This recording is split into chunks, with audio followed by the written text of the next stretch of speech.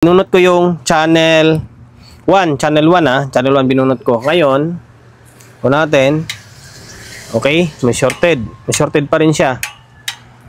Ngayon, ibalik natin yung channel 1. Balik natin to. Okay, channel 2 naman yung bunutin natin.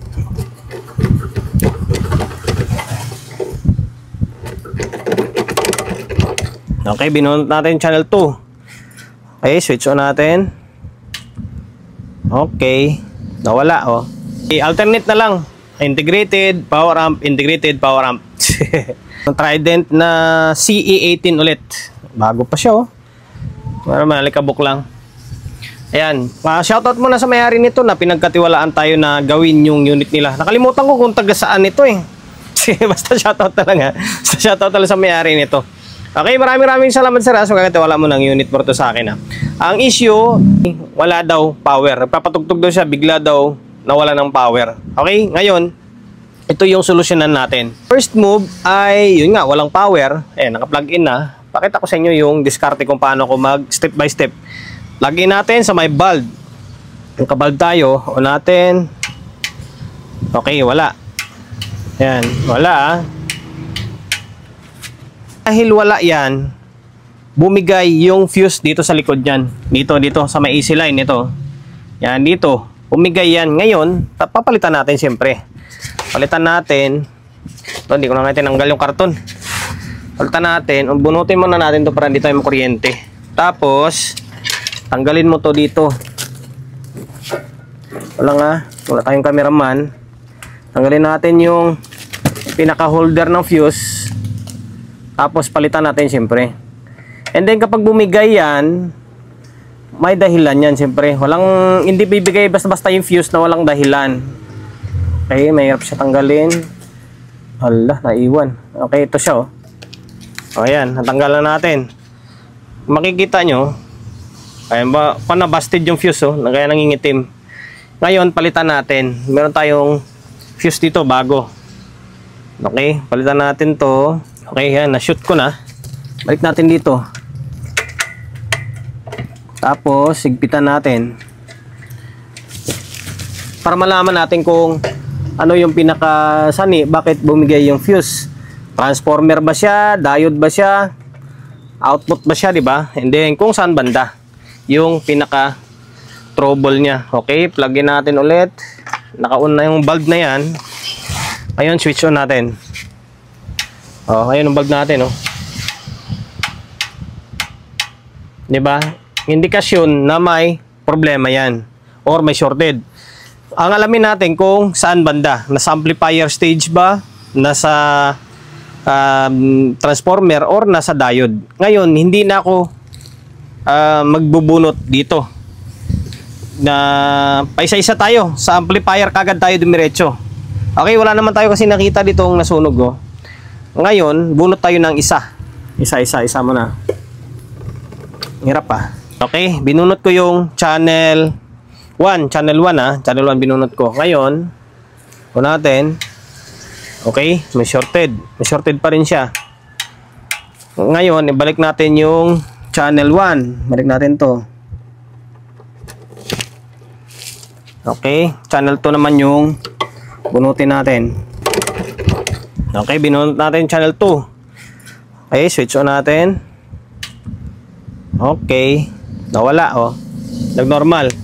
Ibig sabihin, goods yung transformer, good yung diode. Okay, diode nandito yan, 2 piraso. Ayan, ito tsaka dito. Good yung channel 1. Good yung channel 1, good yung diode, good yung transformer. Ang problema is nasa channel 2. Okay, dito na side or dito na amplifier stage. Okay, dito siya. Ngayon, dahil alam na natin kung saan banda yung sira, edi mag-focus tayo dito. Di ba? Magfo-focus tayo dito. Although, i-fix bias pa rin naman natin to. I-fix bias natin to kasi once na nagpa-repair dito yung mga customer natin, madalas talaga sinasabi sa atin i-fix bias na agad. Okay? Disclaimer hindi tayo yung may gusto, kundi sila. Sila yung nagsasabi na i-fix bias na agad. Okay? Ngayon, bunutin natin to or tanggalin natin to tapos alamin natin kung ano naman ang problema. Alam natin na dito yung side na may problema. Saang banda naman, di ba? Nasa diode ba? Diode dito, nasa MOSFET or nasa transistor. Okay, transistor, MOSFET or diode. Okay, tanggalin ko. Hindi bumigay yung fuse, no? Kung may shorted man siya, bakit hindi bumigay yung fuse? Minaklas ko na yung channel 2. Okay, ito yung board niya. Halos magkakamukha lang naman yung board ng amplifier ngayon. Check natin tong diode. Check natin tong fast recovery diode. Ito, tsaka ito. Check natin kung may shorted dyan or wala. Tapos, check natin itong MOSFET. Okay, check. Tester natin. Naka-continuity ba? Ayan, naka-continuity. Naka-zero siya. Ngayon, ito. Naka-forward. Ay, naka-reverse tayo Dapat, hindi magsushort to. Naka-short. Ayan Ibig sabihin, may sira na output dito sa kabilang side. Tapos dito, ganun din, Okay, ang tanong diyan kung ilang piraso. Ngayon, dito naman tayo sa may MOSFET. Ganun din, shorted din yung MOSFET. Shorted din ito. Tapos dito, parang short lahat Okay. Mukhang good tong isa. Ngayon, ang gagawin natin, dahil may nakita tayong sira dito, baklasin natin yan. Baklasin natin, tapos check natin pa isa-isa. Tapos, ito naman diskarte sa output. Para hindi ka na magbaklas lahat na yan, ng output na yan. Dahil pahiga naman yung bloke, iangat lang natin to. Iangat natin lahat to, yung 0.25 na yan, iangat natin para makapag-check tayo ng output pa isa-isa. Okay? Ganun yung technique. Ngayon, kapag naangat mo na yan, ayan, mag-check mo na pa isa-isa para hindi mo babaklasin lahat yan. Di ba? Kung alin lang yung shorted or sira, yun lang yung makakalasin mo. Hindi takaw sa oras. Hindi magandang balita para sa may-ari. Kasi halos naubos lahat ng output. Okay? Halos naubos. Pakita ko sa inyo. Ayan, inangat na natin lahat ng bloke. Itong diode, inangat ko na. Ngayon, yung diode na yan, buo yan. Buo yan. Ilang piraso yung nadali? 1, 2, 3, 4, 5, 6, 7. 7 dito Lahat na may mga X or nilagyan ko na tanda, sira yan. Tapos dito sa kabila, 2 at 3 kasama yung drive niya. Ito, buo to. Ayan, 3 dito na lang yung natira, buo. 1, 2, 3, 4, 5, 6, 7. 7, 7. Tapos, isang MOSFET sira. Ito, sira to. Ngayon, pakita ko sa inyo. Alam niyo kung bakit nagkaganito kadami yung sira? Kasi hindi bumigay yung fuse. Hindi siya bumigay. Once na hindi bumigay yung fuse, ang dami niyang sisirain. Sa totoo lang, dami niyang sisirain. Hindi siya bumigay, kaya daming nasira na output. Tapos malamang yung mga resistor, hindi rin bumigay yan. Ay nako. Sakit sa bulsa to. Ito siya, buo ito, buo. Ito buo. Tapos ito buo to. Tingnan nyo, ito short. Tapos ito short. Short.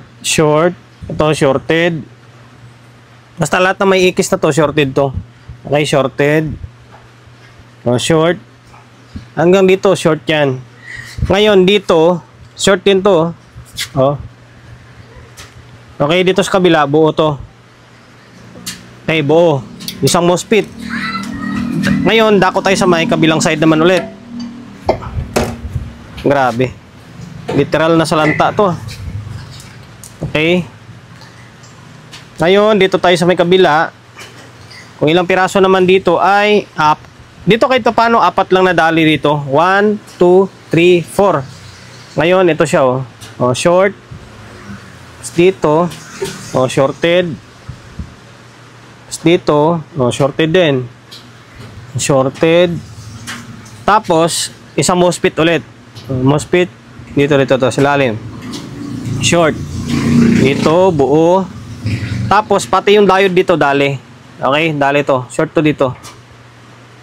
Ayan. Sa kabilang side, buo.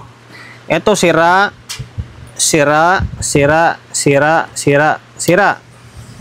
Grabe, no? Bali, total 10 transistor, 2 MOSFET, isang diode. Okay, sana hindi tinamaan tong stepper niya. Ngayon, ang gagawin natin dito ay, syempre, tanggalin natin lahat ng sira na output. And then, MOSFET, pati diode, tanggalin natin yan. Tapos, palitan natin syempre. Bunot ko na yung mga output. Tapos, yung mga bloke, dami din, naubos. 1, 2, 3, 4, 5, 6. 6 na bloke rin yung nadali. Okay, ayan na. Bunot ko na yan.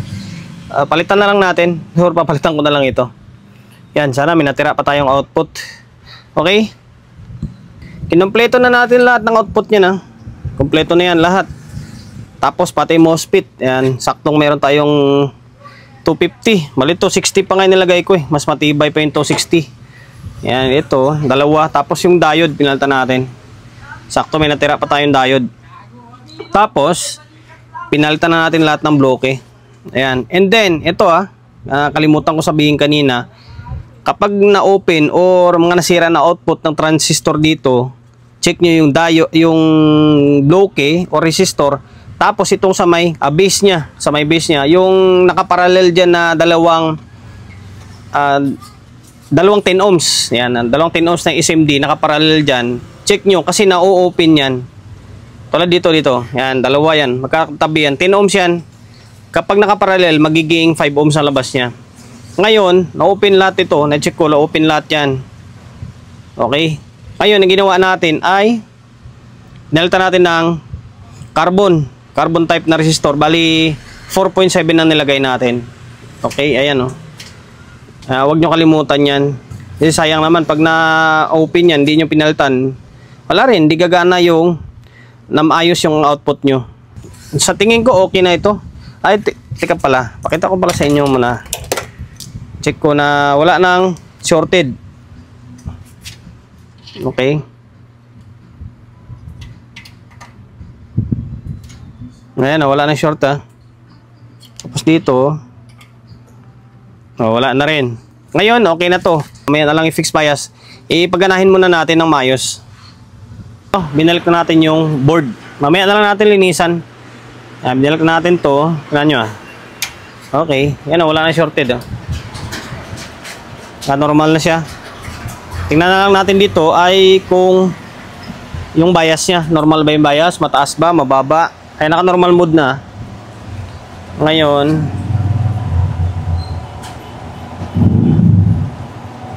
ay mataas yung bias. So nasa 0.5. Nasa 0.4. Magpo 0.5 siya. Dito, dapat ganito lang. Normal siya. Ito magandang bias. Nasa 0.26, 27 lang. Ito mataas Ngayon, maaring sana wala ibang sira dito sa may OP amp niya. I-fix bias muna natin. Tingnan natin kung bababa yung bias niya or magbabago kapag finix natin. Kapag hindi nagbago yan, ibig sabihin may problema sa may OP amp niya. Need pa natin suyurin yan. Okay, sana nasa biasing lang. Need nating suyurin to. May problema sa may preamp niya.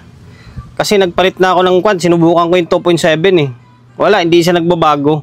Nasa 0.6 pa rin. Ibig sabihin, may problema. Kaya hindi siya nagbabago. Ngayon, susuyurin ko muna to dito. Malamang may sira ng mga parts yan sa may OP amp niya. Ganun talaga. O di kaya pati itong 5532, maaaring sira rin. Pero, pag sira to, dapat magsisignal na may problema rito. Baka sa OP amp lang, mga transistor na maliliit dyan. Okay, suyurin ko Meron lang pala akong hindi nakuha na technique kanina. Marami na ako nagawa na iMix Trident na yung bias is paparehas lang. Ito ay kakaiba. Kaya pala hindi ko siya magadali sa 2K, 2.7. Meron pa palang sikreto. Sa ngayon, hindi ko na muna sasabihin. Ayan Yan, yung bias Okay, naka-fix bias na yan. Diba? Para secret. Kaya pala kahit anong lagay ko ng bias delikado kasing ganito. Na once na mag-malfunction ito, tataas yung bias niya. Yari na agad. Sibak na agad yung output pag tumaas ito. Okay? Yan nyo Kaya pa sabi ko ba't mataas? Kailangan pala mababa. Tingnan nyo yung bias nyo. Baliktad. Okay. Ayan na Nasa 0.27 lang. Ito yung isa. Oh, ba? Okay na. Goods na yan. Ngayon, PM nyo na lang ako. PM nyo na lang ako kung ano yung bias ginamit ko. Hindi kaya ay, basta, naka-fix na. Oh. Okay? Ngayon, magkakabit tayo ng speaker para hindi na umaba yung oras natin. Sa dami ko nang ginawang ganitong unit eh. Halos 2K ang ginagamit ko na bias eh. Dito, biglang naiba. Ang kakaiba yung design niya. Kaya pala sabi ko, kahit anong kabit ko ng kahit anong adjust ko ng mga bias eh, hindi nagbabago. Kala ko may problema sa may OP amp niya. Wala naman pala. Okay, may nakakabit na speaker. Cellphone ng ayan na gumana yung laptop ko. Cellphone natin gumagana. Okay? Yan. Meron. Tapos channel 2.